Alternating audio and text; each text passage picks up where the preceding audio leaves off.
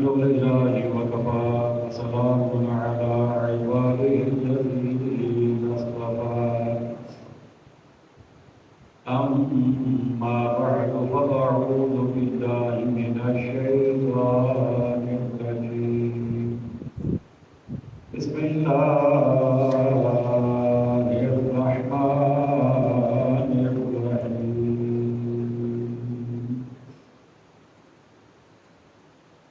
كذلك يبين الله لكم آياته لعلكم تعقلون ألم تر إلى الذين خرجوا من ديارهم وهم ألوف حذر الموت فقال لهم الله موتوا ثم أحياهم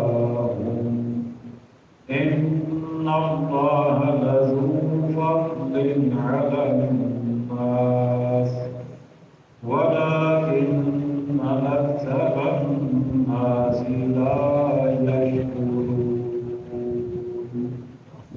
صدق الله مولانا العظيم مل کر پڑھیے صلی اللہ علیہ یا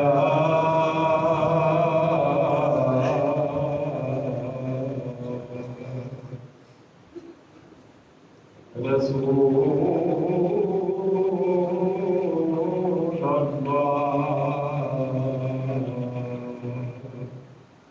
وسلم عليك يا حبيب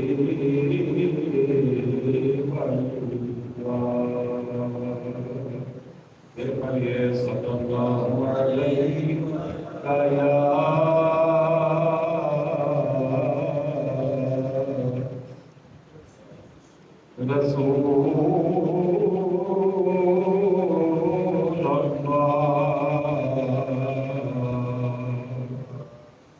وسلم عليك يا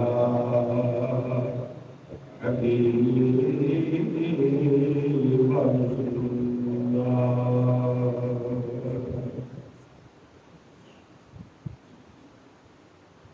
واجب سب تعظیم سامعین محتشم عظیم مکرم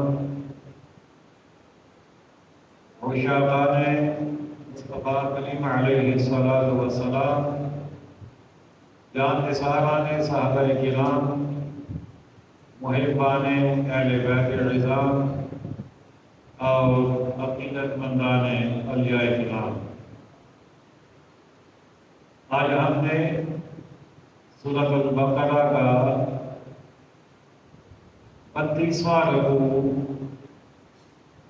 سمجھنا ہے۔ دوسرے پارے کا یہ 16واں رکوع ہے اور مجموعی طور پر سورۃ البقرہ کا 32واں رکوع ہے۔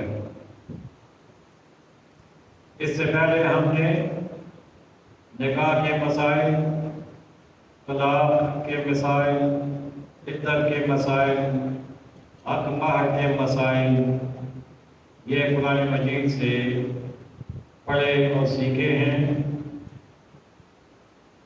اور آخر میں خالق کائنات نے ارشاد فرمایا كَذَلِكَ يُبَيِّنُ اللَّهُ لَكُمْ آيَاتِهِ لَعَلَّكُمْ تَعْقِلُونَ۔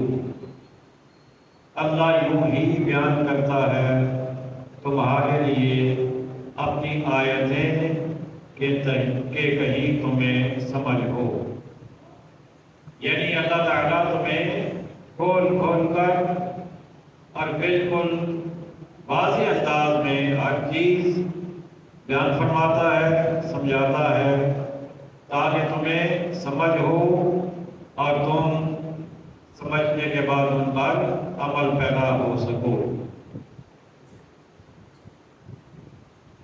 اب اس کے بعد اگلا رکوع شروع ہوتا ہے 32واں رکوع۔ اس میں ایک واقعہ کی جانب اشارہ کیا گیا ہے۔ شان نزول اس کا ایک واقعے سے متعلق ہے اور اس میں ہمارے لیے بہت بڑا ایک سبق بھی ہے۔ آپ کے اللہ نے فرمایا أَلَمْ تَرَ إِلَى الَّذِينَ خَرَجُوا مِنْ دِيَارِهِمْ وَهُمْ أُلُوفٌ حَذَرَ الْمَوْتِ فَقَالَ لَهُمُ اللَّهُ مُوتُوا ثُمَّ أَحْيَاهُمْ إِنَّ اللَّهَ لَذُو فَضْلٍ عَلَى النَّاسِ وَلَكِنَّ أَكْثَرَ النَّاسِ لَا يَشْكُرُونَ۔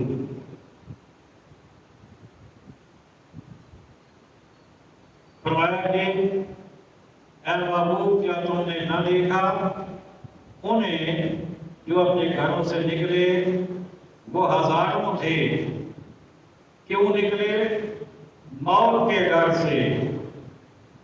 فقال لهم اللہ موتوا، تو اللہ نے ان سے فرمایا مر جاؤ۔ ثم احیاہم، پھر انہیں زندہ فرما دیا۔ ان اللہ لذو فضل علی الناس، بے شک اللہ لوگوں پر فضل کرنے والا ہے۔ ولکن اکثر الناس لا یشکرون، مگر اکثر لوگ ناشکرے ہیں۔ اب اس آیت کریمہ کی جو ابتدا ہے بڑی ہی ایمان افروز کیفیت ہے۔ فرمایا کہ اے محبوب، کیا تم نے نہ دیکھا؟ حالانکہ جس واقعے کی جانب اشارہ کیا جا رہا ہے یہ واقعہ آقا علیہ السلام کی ظاہری حیات طیبہ سے، یا یوں سمجھیے کہ آقا علیہ السلام کے اس دنیا میں تشریف لانے سے ہزاروں سال پہلے کا ہے۔ تو جو فرمایا آپ نے، یہ واقعہ آقا علیہ السلام کے اس دنیا میں جلوہ گر ہونے سے ہزاروں سال پہلے کا ہے۔ تو ظاہر ہے کہ جب آقا علیہ السلام دنیا میں تشریف ہی نہیں لائے ابھی، اس سے پہلے کا واقعہ، اور اس کے بارے میں پھر اللہ یوں اپنے محبوب سے فرما رہا ہے کہ اے محبوب، کیا تم نے نہیں دیکھا؟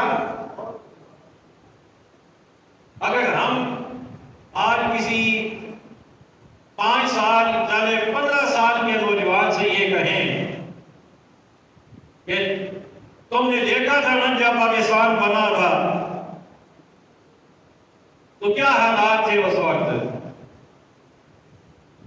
تو سمجھدار بندہ کوئی بھی پاس ہوگا تو وہ کہے گا یہ کیسا سوال اس سے کر رہے ہیں بھائی، اس کی عمر ابھی 15 سال ہوئی ہے، پاکستان بنے 70-75 سال ہو گئے ہیں، تو اس سے یہ سوال کرنا کہ تم نے دیکھا تھا نا یا کیا تم نے نہیں دیکھا تھا، تو ایسا سوال بنتا، بولیے نا، ایسا سوال بنتا نہیں ہے۔ لیکن اللہ یہی سوال کر رہا ہے اپنے محبوب سے، تو پتہ یہ چلا کہ ہمارا سوال کرنا اس لیے غلط ہے کہ جو سامنے کھڑا ہے اس نے واقعی دیکھا نہیں تھا، اب وہ اس وقت دنیا میں آیا بھی نہیں تھا، لیکن اللہ یہ سوال کر رہا ہے، تو اس کا مطلب یہ ہے کہ اللہ ہمیں یہ بتانا چاہتا ہے کہ یہ دنیا میں آئے تو نہیں تھے لیکن یہ دیکھ رہے تھے۔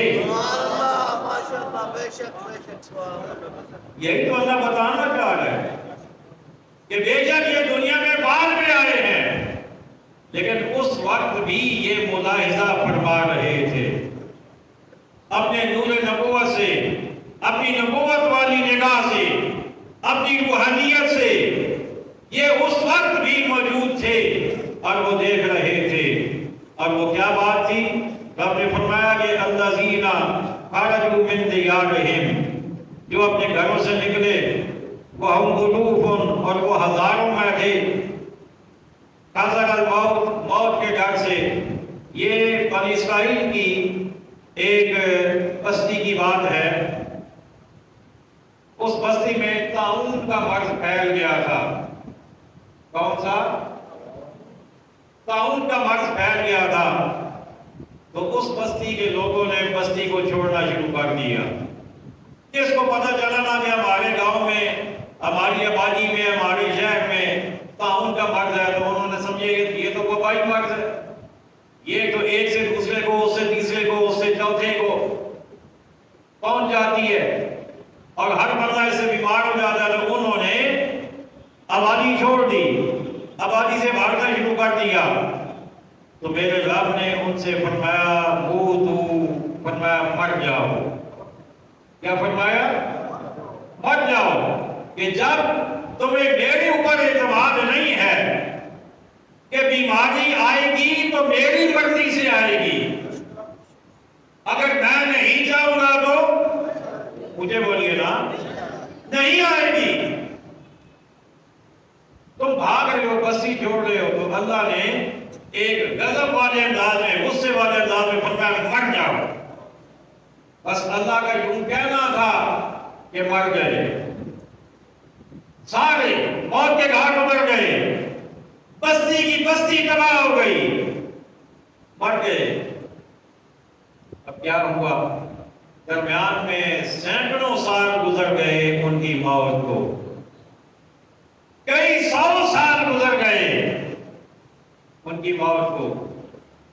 ان کے بعد ایک نبی آئے،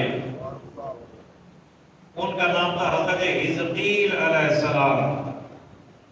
وہ جب آئے تو انہیں معلوم ہوا کہ اس طرح ایک بستی تھی اور وہ بستی میں طاعون کا مرض پھیلا، وہاں کے لوگوں نے بھاگنا شروع کر دیا۔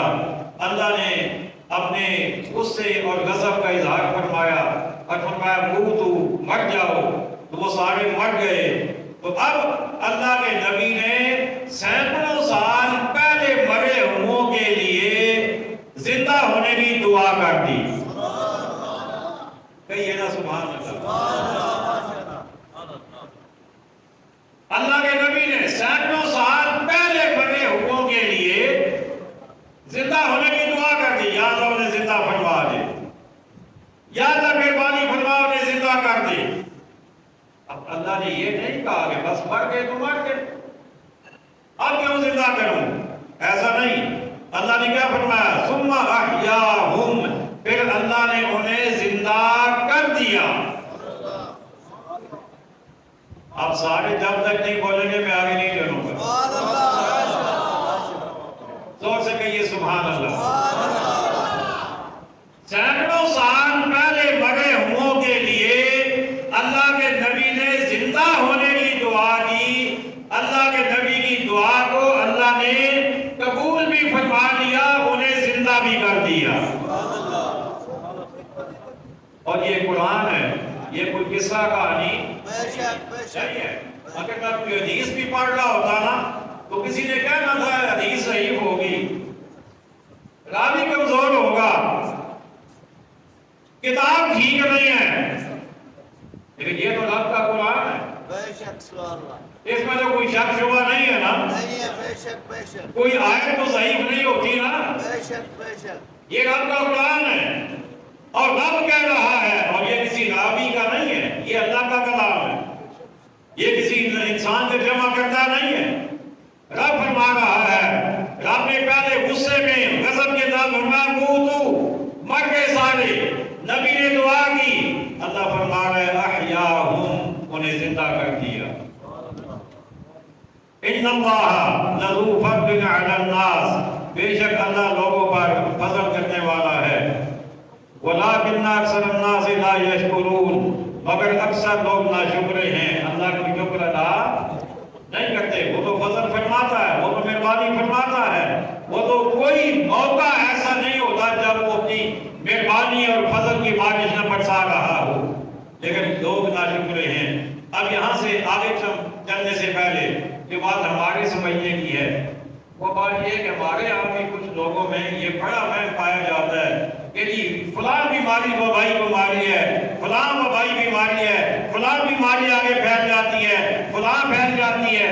اگر گھر میں کوئی ایک آدمی اس بیماری کا شکار ہو گیا نا تو بندے اس کے کمرے میں جانا چھوڑ دیتے ہیں، گھر والے بھی بس چپکے سے منہ ڈھانپ کے جائیں گے، روٹی کھا کے واپس آ جائیں گے، نہ اسے ہاتھ ملانا نہ اسے بات کرنا، نہ اس کے پاس بیٹھنا کہ جی یہ کیا ہے جی، یہ وبائی مرض ہے جی، یہ ایک سے دوسرے کو اس سے تیسرے کو لگ جاتی ہے۔ اس زمن میں 2 حدیثیں بیان کر کے آگے چلوں گا۔ ایک حدیث تو یہ ہے جو وہ لوگ بھی بیان کرتے ہیں جو وبائی مرض کو آگے پھیلنے والا سمجھتے ہیں، وہ بھی بیان کرتے ہیں۔ حدیث یہ ہے، آقا علیہ السلام کا شان گرامی ہے کہ جس بستی میں طاعون پھیل جائے، اگر تم اس بستی میں ہو تو تم اس سے نکلو نہیں، اور اگر تم اس سے باہر ہو تو تم اس میں جاؤ نہیں۔ یہ حدیث لوگ بیان کرتے ہیں۔ اب دونوں طبقے یہی حدیث بیان کرتے ہیں، جو وبائی امراض کو پھیلنے والا جانتا ہے وہ بھی، اور جو پھیلنے والا نہیں جانتا وہ بھی، دونوں اسی حدیث کو لے کر اپنا مقصد واضح کرنے کی کوشش کرتے ہیں۔ اب جن کا خیال یہ ہے نا کہ مرض پھیل جاتا ہے ایک سے دوسرے کو، سے تیسرے کو، سے چوتھے کو، وہ بھی یہی حدیث بیان کرتے ہیں۔ وہ کہتے ہیں دیکھیں آقا علیہ السلام نے فرمایا کہ اگر کسی بستی میں طاعون پھیل جائے تو تم اس بستی میں نہ جانا، تو اسی لیے وہ فرمایا نہ جانا کہ تم جاؤ گے تو تمہیں بھی بیماری لگ جائے گی، اسی لیے تو روکا ہے نا۔ اور جو یہ کہتے ہیں کہ کوئی وبائی مرض نہیں ہوتی، ایک سے دوسرے کو نہیں لگتی، وہ بھی اسی حدیث کو بنیاد بناتے ہیں۔ وہ کہتے ہیں کہ اگر ایک سے دوسرے کو لگ جاتی تو آقا بستی کے رہنے والوں کو کیوں فرماتے کہ تم باہر نہ جانا؟ بات سمجھ آ رہی ہے کوئی نہیں؟ حدیث ایک ہے، دونوں اپنا اپنا مطلب لے رہے ہیں۔ جو جن کا خیال یہ ہے کہ ایک سے دوسرے کو نہیں لگتی، وہ کہتے ہیں کہ آقا نے اسی لیے تو کہا نا کہ تم باہر نہیں جانا، ایک سے دوسرے کو نہیں لگے گی۔ اور جن کا خیال یہ ہے کہ لگ جاتی ہے، وہ کہتے ہیں اسی لیے تو آقا نے فرمایا نا کہ تم اس بستی میں نہ جانا، نہیں تو تمہیں بھی لگ جائے گی۔ اب اس کا صحیح مفہوم کیا ہے؟ اب اس کو سمجھے ذرا۔ اس کا صحیح مفہوم یہ ہے کہ جو اس بستی میں موجود ہیں جہاں طاعون پھیل گیا، آقا نے فرمایا تم باہر نہ جانا، اس لیے آقا نے یہ فرمایا کہ تاکہ تمہیں یہ یقین ہو کہ بیماری نہیں ایک سے دوسرے کو لگتی، تم باہر نہ جانا۔ اور جو باہر تھے انہیں فرمایا کہ تم نہ آنا آبادی کے اندر، یہ اس لیے فرمایا کہ اگر ایمان تمہارا کمزور ہوا، توجہ کو سے سنیے گا، اگر تمہارا ایمان کمزور ہوا، آبادی میں آنے کی وجہ سے تمہیں بیماری ہو گئی، تو تم یہ سمجھو گے کہ وبائی مرض تھا اس لیے مجھے لگ گیا، میں باہر رہتا تو بچ جاتا۔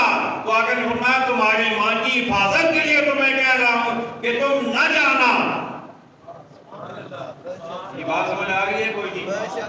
تمہارے ایمان کی حفاظت کے لیے کہہ رہا ہوں کہ تم نہ جانا، اس لیے کہ تم کمزور دل کے آدمی ہو، تمہیں خواہ ہو جائے گا کہ میں باہر رہتا تو شاید بچ ہی جاتا، تو ایسی بات نہیں ہے۔ اور دوسری حدیث جو میں آپ کو سنانا چاہ رہا ہوں وہ یہ کہ ایک دفعہ مدینہ شریف میں کچھ اونٹ سے انہیں خارش ہو گئی، خارش کی بیماری لگ گئی، تو اس دور میں بھی یہ خیال تھا کہ ایک سے دوسرے کو لگ جاتی ہے۔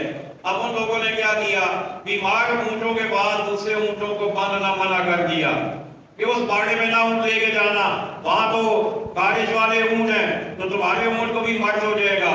جب آقا علیہ السلام کو یہ بات پتہ چلی تو آقا علیہ السلام نے ایک سوال کیا ان سے، بڑا توجہ سے سننے والا ہے۔ آقا علیہ السلام نے فرمایا ان سے یہ پوچھو کہ پہلے اونٹ کو خارش کہاں سے آئی تھی؟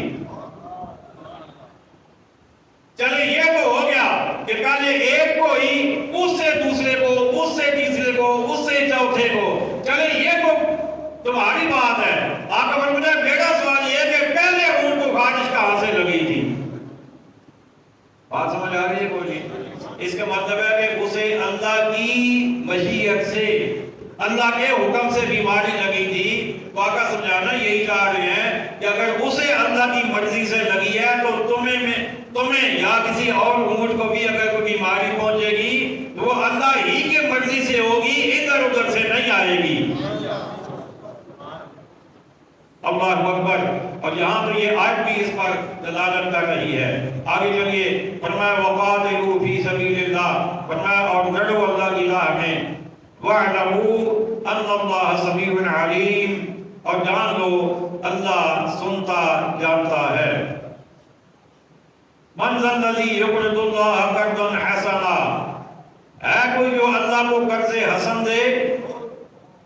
اب یہ ہمارے اور آپ سے بات ہو رہی ہے، یہ ہمارے بارے میں ہم سے اللہ کہہ رہا ہے کوئی جو اللہ کو قرض حسن دے. اچھا یا اللہ دیں گے تو کیا ہوگا؟ فرمایا فَيُضَاعِفَهُ لَهُ أَضْعَافًا كَثِيرًا، فرمایا اللہ اس کے لیے بہت گنا بڑھا دے گا، بہت گنا بڑھا دے گا. اب اللہ نے دیکھیے الفاظ کیسے ہماری سمجھ کے مطابق استعمال فرمائے. اللہ نے یہ نہیں کیا کہ میں نے تمہیں دیا تھا مال لہذا دو میرے نام پہ، یہ نہیں. اللہ نے فرمایا دیا میں نے ہی ہے، دو گے اس میں سے ہی، لیکن مفت میں نہیں لے رہا، قرض سمجھ کے لے رہا ہوں. کہیے نا سبحان اللہ. قرض کے طور پہ لے رہا ہوں، اور قرض بھی ایسا نہیں ہے کہ جتنا دو گے اتنا واپس کروں گا، یہ نہیں. فرمایا فَيُضَاعِفَهُ لَهُ أَضْعَافًا كَثِيرًا، فرمایا اللہ اس کے لیے بہت گنا بڑھا دے گا، اللہ وہ زیادہ کر کے تمہیں واپس کرے گا. وَاللَّهُ يَقْبِضُ وَيَبْسُطُ، اللہ تنگی اور کشائش کرتا ہے، یعنی وہ جس کے لیے چاہتا ہے مال کو تنگ کر دیتا ہے، جس کے لیے چاہتا ہے مال کو بڑھا دیتا ہے. وَإِلَيْهِ تُرْجَعُونَ، اور تمہیں اس کی طرف پھر جانا. اب اس سے آگے ایک واقعہ بیان ہوا، بڑا سبق آموز واقعہ. فرمایا الم ترى، اے بابو کیا تم نے نہ دیکھا. اب آپ بھی کچھ کہنے کا موقع تھا. سبحان اللہ، ماشاءاللہ، بے شک. پہلے میں کم از کم 5 منٹ لگا کے یہ چیز سمجھا چکا ہوں. الم تارا، اے بابو کیا تم نے نہ دیکھا، بے شک سبحان اللہ، کس واقعے کو جو آپ کے دنیا میں آنے سے پہلے گزر گیا. ابھی آپ دنیا میں نہیں آئے تھے، ابھی آپ تولد نہیں ہوئے تھے، ابھی آپ کا میلاد نہیں ہوا تھا، ابھی مکہ نے آپ کے قدم نہیں چومے تھے. آپ کے دنیا میں آنے سے ہزاروں سال پہلے جو واقعہ گزر گیا بابو تم نے نہیں دیکھا.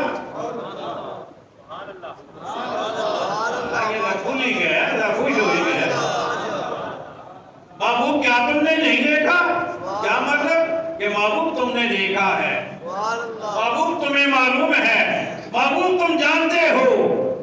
کون سا واقعہ؟ فرمایا من بنی اسرائیل، فرمایا کہ الم تری الی الملائی من بنی اسرائیل، اے محبوب کیا تم نے نہ دیکھا بنی اسرائیل کے ایک گروہ کو، من بعد موسیٰ، موسیٰ علیہ السلام کے بعد. یعنی یہ واقعہ موسیٰ علیہ السلام کے بعد کا ہے، آقا علیہ السلام کی ظاہری اس دنیا میں تشریف آوری سے پہلے کا ہے. کیا واقعہ ہے؟ اذ قالوا، جب انہوں نے کہا لنبی اللہم، اپنے پیغمبر سے، لنبی اللہم ابعث لنا ملکا نقاتل فی سبیل اللہ، جب اپنے ایک پیغمبر سے بولے ہمارے لیے کھڑا کر دو ایک بادشاہ، ہم خدا کی راہ میں لڑیں. قال، اللہ نے فرمایا، بلکہ نبی نے فرمایا، هل عصیتم ان کتب علیکم القتال الا تقاتلوا، نبی نے فرمایا کیا تمہارے انداز ایسے ہے کہ تم پر جہاد فرض کیا جائے تو پھر نہ کرو. فرمایا کہ تم کہہ رہے ہو کہ ہمارے لیے ایک بادشاہ مقرر کر دیں، ظالم قوم ہمارے اوپر مسلط ہو چکی ہے، جب بادشاہ ہمارا ہوگا ہم اس کے آرڈر کی پابندی کریں گے، ہم اس کے حکم کے مطابق چلیں گے، جہاد کریں گے. یہ بات وہ نبی سے کہہ رہے ہیں کہ آپ ہمارے لیے بادشاہ مقرر کریں. اب وہ نبی آگے سے کہہ رہے ہیں کہ تمہارے انداز تو ایسے نہیں لگتے کہ تمہیں بادشاہ کہے گا جہاد کے لیے چلو تو تم چل پڑو گے. تمہارے انداز تو نہیں لگتے، تم تو بہانے بنانا شروع کر دو گے، تم نے جہاد کرنا کوئی نہیں ہے. قالوا، بولے وما لنا الا نقاتل فی سبیل اللہ، بولے ہمیں کیا ہوا کہ ہم اللہ کی راہ میں نہ لڑیں. وَقَدْ أُخْرِجْنَا مِنْ دِيَارِنَا وَأَبْنَائِنَا، حالانکہ ہم نکالے گئے ہیں اپنے وطن اور اپنی اولاد سے. یعنی ہمارا وطن بھی ہم سے چھین لیا گیا، ہماری اولاد کو بھی روک لیا گیا، تو ہمیں وہاں سے نکلنا پڑا. تو ہم کیوں نہیں جہاد کریں گے؟ آپ بادشاہ بنائیں ہمارے لیے، ہم ضرور جہاد کریں گے. فَلَمَّا كُتِبَ عَلَيْهِمُ الْقِتَالُ تَوَلَّوْا إِلَّا قَلِيلًا مِّنْهُمْ، ان پر جہاد فرض کیا گیا، منہ پھیر گئے مگر ان میں کے تھوڑے. یعنی پہلے تو سارے کہتے تھے ہم جہاد کریں گے، لیکن جب اللہ کے نبی نے ان کے لیے بادشاہ مقرر کر دیا، جہاد اللہ نے فرض کر دیا، تو اب ان میں سے سوائے چند لوگوں کے باقی سارے منہ پھیر گئے، انہوں نے جہاد نہ کیا. واللہ علیم بالظالمین، اور اللہ خوب جانتا ہے ظالموں کو. وقال لهم نبیہم، اور ان سے ان کے نبی نے فرمایا، ان اللہ قد بعث لکم طالوت ملکا، بے شک اللہ نے طالوت کو تمہارا بادشاہ بنا کر بھیجا ہے. اب اللہ نے نبی کی بارگاہ میں گزارش کر دی اور نبی نے انہیں بتا دیا کہ اللہ نے طالوت کو تمہارا بادشاہ مقرر کر دیا ہے. اب طالوت جو ہیں یہ اب بادشاہ مقرر کرنے کا طریقہ بھی اللہ نے اپنے نبی کو بتا دیا. اللہ نے فرمایا اے پیارے نبی، تمہارے ہاتھ میں جو عصا ہے نا، جو لاٹھی ہے جو آپ کے ہاتھ میں، اس کے برابر جس کا قد ہے نا اسے بادشاہ بناؤ، اس کے برابر جس کا قد ہے. اب اللہ کے نبی نے اپنی لاٹھی نکال لی اور بندے گزرتے جا رہے ہیں، اس کے ساتھ پیمائش ہوتی جا رہی ہے. طالوت جب آئے نا تو ان کا قد اس کے برابر نکلا. تو اللہ نے فرمایا کہ اے نبی یہی بادشاہ ہے، اس کو بادشاہ بنا دے. اب ہوا کیا؟ قالو، جب انہیں بتایا گیا نا کہ یہ طالوت جو ہے یہ تمہارے لیے بادشاہ اللہ نے بنا دیے، تمہارے حاکم تمہارے حکمران ہیں، تم ان کی بات مانو. اب انہوں نے آگے سے ہیلے بہانے شروع کر دیے. اب کیا کہتے ہیں؟ قالو، کہنے لگے انا یکون لہ الملک علینا، بولے اسے ہم پر بادشاہی کیوں کر ہوگی، کہ یہ کیسے بادشاہ ہو سکتا ہے جی. اب اگلی بات بھی سننا جو انہوں نے کہی. کہنے لگے کہ یہ کیسے بادشاہ ہو سکتے ہیں، وَنَحْنُ حَقُّ بِالْمُلْكِ، ہم اس سے زیادہ سلطنت کے مستحق ہیں. بات سمجھ آ رہی ہے کوئی نہیں؟ یعنی دوسرے لفظوں میں یہ کہنا کہ ساڑھیا ہونا اے بادشاہ. اس کے مطلب یہ ہوا کہ جب وہ کہہ رہے تھے نا کہ بادشاہ بنائیں، تو ان کا نظریہ اور خیال یہ تھا کہ میرا ہی نام لینا ہے نا انہوں نے، مجھے ہی بنائیں گے نا. اور کوئی خود امیدوار بنا بیٹھا تھا. تو اب کیا کہیں گی کہ نحن حق بالملک، ہم اس سے زیادہ سلطنت کے مستحق ہیں. وَلَمْ يُؤْتَ سَعَةً مِّنَ الْمَالِ، اب طالوت بادشاہ ہو کیوں نہیں سکتے؟ وجہ کیا ہے؟ یہ وہ جو بیان کر رہے ہیں، کیا کہ وَلَمْ يُؤْتَ سَعَةً مِّنَ الْمَالِ، اسے مال میں بھی وسعت نہیں دی گئی. کہنے لگے طالوت کو ہم بادشاہ نہیں مانتے کیونکہ طالوت کے پاس مال نہیں ہے، تھوڑا مال ہے، زیادہ پیسے نہیں ہیں. اس کا مطلب یہ ہوا کہ یہ پرانی ریت چلی آ رہی ہے کہ غریب کو کوئی بندہ ووٹ نہیں دیتا. سمجھ آئیے کو نہیں دیتا، غریب کو کوئی ووٹ بے شک داڑھی پوری ہو، بے شک سر پہ امامہ ہو، بے شک خطیب ہو، عالم ہو، مفتی ہو، پورے علاقے کو مسئلے بتاتا ہو، سب کے نکاح، طلاق اور عدت ویر اور جنازے، بیعت درود، پورا علاقہ اسی کے پاس مسئلے پوچھنے کے لیے آتا ہو، لیکن ووٹ نہیں دے گے کیونکہ اس کے پاس پیسہ. سمجھ آئیے کو نہیں؟ یہ پرانی بیماری ہے، یہ نئی بیماری نہیں ہے. کہتے ہیں وَلَمْ يُؤْتَ سَعَةً مِّنَ الْمَالِ، کہنے لگے کہ اسے مال میں وسعت نہیں دی گئی، لہذا یہ بادشاہ ہو نہیں سکتا. اب اللہ نے کیا فرمایا؟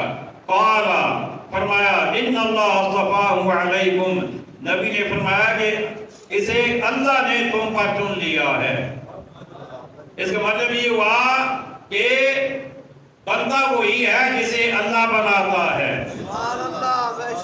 انتخاب اللہ ہی کا ہوتا ہے۔ اس سے اگلی بات میں بات کیا کروں گا، ابھی میں نے آدھی بات کی ہے۔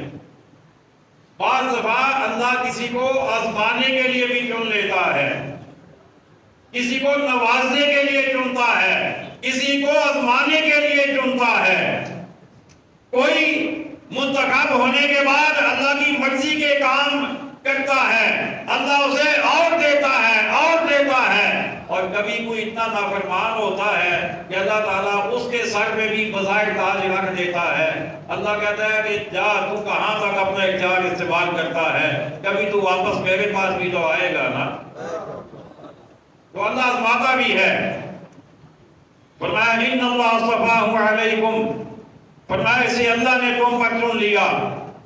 وَزَادَهُ بَسْطَةً فِي الْعِلْمِ وَالْجِسْمِ، اور اسے علم اور جسم میں کشادگی زیادہ دی۔ اگر آپ کی توجہ ہو تو میں آسان کر کے بتاؤں آپ کو۔ سبحان اللہ، بے شک بے شک، آسان کر کے بتا رہا ہوں۔ اللہ یہ فرما رہا ہے کہ بادشاہ بننے کے لیے، حکمران بننے کے لیے پیسے کی ضرورت نہیں ہے، علم اور صحت کی ضرورت ہے۔ بے شک، سبحان اللہ، بے شک، علم اور صحت کی ضرورت ہے۔ جاہل آدمی حکمران بننے کے قابل نہیں ہے، مجھے بولیے، نہیں ہے، حکمران بننے کے قابل نہیں ہے، نہیں ہے۔ جاہل آدمی، اور کیسے جاہل، جو یہاں تک کہہ اٹھتے ہیں کہ ہمارا حکمران جو ہے نا اسے تو اللہ نے وہ بھی دیا ہے جو نبیوں کو بھی نہیں دیا۔ نعوذ باللہ، نعوذ باللہ۔ سوشل میڈیا کا دور ہے، آپ مجھ سے زیادہ آگاہ ہیں بے شک بے شک، کہ کس نے کس کے بارے میں کہا، مجھے نام لینے کی ضرورت نہیں ہے۔ یہاں تک زبانیں اپنی لمبی کر لی، اتنی لمبی زبانیں کہ ہمارے لیڈر کو اللہ نے وہ بھی دیا جو نبیوں کو بھی نہیں دیا۔ کلمہ تم نے کس کا پڑھا ہے؟ نبیوں کے برابر صحابی بھی نہیں ہو سکتے۔ بے شک بے شک، صحابہ کتنی عظمت ہے ان کی، کتنی شان ہے، لیکن سارے صحابہ مل کر بھی کسی ایک نبی کی ایک شان کے برابر نہیں ہو سکتے۔ بے شک، سبحان اللہ، بے شک، تم آج کے اب میں کیا کہوں، اسے تم کہاں لے کے جا رہے ہو؟ ایسے آدمی جاہل، ڈگریاں نہیں دیکھی جاتی کہ فلاں نے پی ایچ ڈی کی ہوئی ہے، فلاں انجینئر، فلاں ڈگری، وہ نہیں۔ یہ دین جو اللہ کے، اللہ کی کتاب کا دین ہے، اللہ کی کتاب کا علم ہے، رسول اللہ کی حدیث کا علم ہے، جسے دین کی سمجھ نہیں ہے وہ اس دنیا میں بھی لانے درگاہ ہے، آخرت میں بھی لانے درگاہ بے ہے۔ شک، سبحان اللہ، بے شک بے شک۔ اللہ نے فرمایا کہ تم کہتے ہو نا اس کے پاس علم نہیں ہے، اس کے پاس مال نہیں ہے۔ فرمایا کہ مال کی ضرورت نہیں ہوتی، ضرورت ہوتی ہے علم۔ پہلی چیز اللہ نے بیان کی، سبحان اللہ، ماشاءاللہ، پہلی شرط علم ہے، اور علم میں نے بتا دیا کہ ڈگریوں کا نام نہیں ہے، علم ڈگریوں کا نام نہیں۔ کوئی بندہ کہے جی میں نے تو پی ایچ ڈی کی ہوئی ہے، میں نے تو ایم بی بی ایس کیا ہوا ہے، میں نے تو ایم بی اے کیا ہوا ہے، یہ نہیں۔ وہ خدا رسول کا دیا ہوا علم کتنا جانتا ہے۔ بے شک، سبحان اللہ، اللہ اکبر، واللہ یؤتی ملکہ من یشاء، اور اللہ اپنا ملک جسے چاہتا ہے عطا فرما دیتا ہے۔ واللہ واسع علیم، اور اللہ وسعت والا، علم والا ہے۔ وقال لهم نبیہم ان آیت ملکہ، اور ان سے ان کے نبی نے فرمایا اس کی بادشاہی کی نشانی یہ ہے، یعنی طالوت جو بنائے گئے بادشاہ، ان کی بادشاہی کی نشانی اللہ نے بتا دی کیا ہے۔ ان یأتیکم التابوت فیہ سکینۃ من ربکم، فرمایا کہ آئے تمہارے پاس تابوت جس میں تمہارے رب کی طرف سے دلوں کا چین ہے۔ وَبَقِيَّةٌ مِّمَّا تَرَكَ آلُ مُوسَىٰ، اور کچھ بچی ہوئی چیزیں ہیں معزز موسیٰ، وہ آل ہارون، اور ہارون کے ترکہ کی۔ سبحان اللہ، اب یہ تابوت سکینہ کیا تھا؟ ایک صندوق تھا، اس کے اندر کیا تھا؟ اللہ کے نبی موسیٰ علیہ السلام اور باقی کچھ انبیاء کی قدرتی تصاویر تھی، سبحان اللہ بے شک تصاویر تھی، اور اللہ کے نبیوں کے کچھ لباس کا حصے اس میں موجود ہیں، مثلا کسی نبی کا کرتا یا کسی کا عصا یا کسی نبی کا کوئی اور چیز لباس وغیرہ، اور نالین بھی موسیٰ علیہ السلام کے وہ بھی اس کے اندر موجود تھے۔ تو فرمایا کہ وہ تابوت جو تم سے چھن گیا تھا، جو تم سے ایک قوم لے گئی تھی، تم اس کی حفاظت نہ کر سکے تھے، اب طالوت بادشاہ کی نشانی کے طور پر اللہ وہ تمہیں واپس عطا فرما رہا ہے، وہ تمہارے پاس آ جائے گا، اور آئے گا کیسے؟ تحملہ الملائکہ، اٹھائے لائیں گے اسے فرشتے،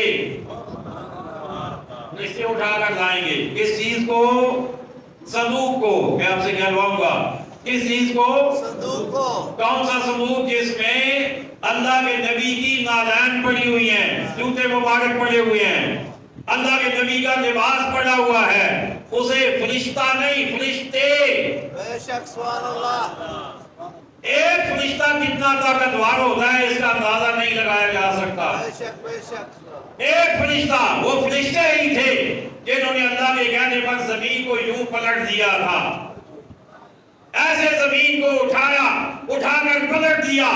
عذاب جب نازل ہوا تو کیا یہ صندوق ایک فرشتہ نہیں اٹھا سکتا تھا؟ اٹھا سکتا تھا، لیکن اللہ نے فرشتہ نہیں، فرشتوں کا لفظ استعمال کیا تاکہ اس کی عظمت کا پتہ چلے کہ نبیوں کے تبرکات کی عظمت کیا ہوتی ہے۔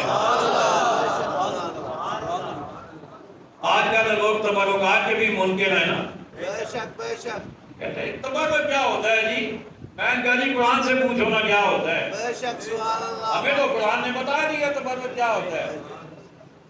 اللہ اکبر، تحملہ الملائکہ، فرشتے اسے اٹھا کر لائیں گے۔